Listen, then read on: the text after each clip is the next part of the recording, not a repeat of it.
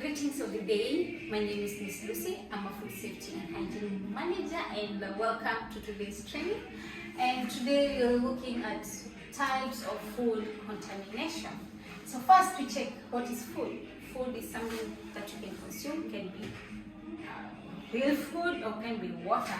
And what is food contamination? Food contamination is either an object, a substance, or microorganism that comes into our food and make it unsafe for us to eat.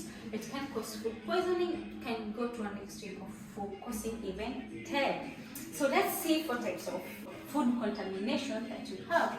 One, we have microbial. Two, we have physical. 3, we have chemical, and 4, we have allergenic contamination. And I want us to go into deep each of it so that we know how the effect that it causes, so that we get food contamination through that.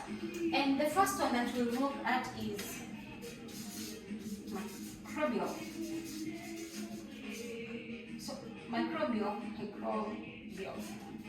Microbial, from the word microbial, we know different microorganisms, like we have bacteria, we have viruses, parasites, molds, just to mention a few. And what we are focusing on today is bacterial, because we're looking about food contamination. Doesn't mean that the others cannot cause food contamination. They can, but let us focus on bacteria. Bacteria are found everywhere. We can find them in animals. We can find them on people. We can find them on these services or the current materials that we're bringing in our kitchen or in our restaurants.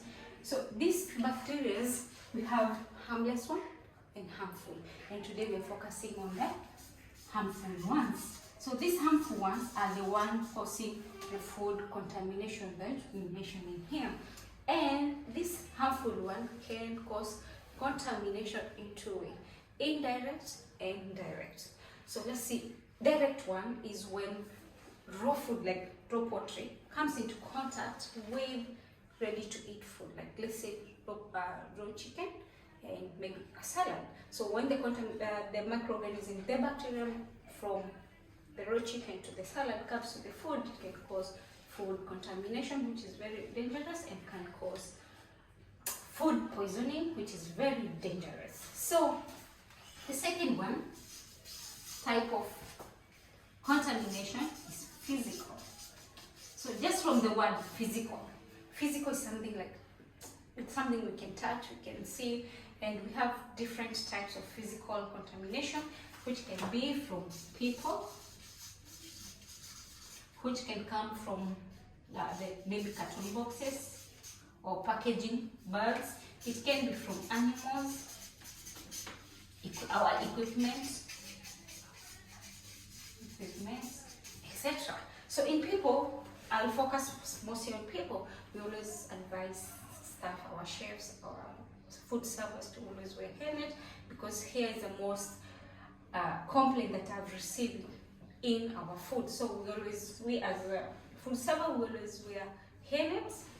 We always make sure our personal grooming is done and PPEs are worn. So let's see the third one. The third one is chemical contamination, and from the word you can see chemical means like pesticides, and this pesticide can come maybe from the vegetable fruits that we serve.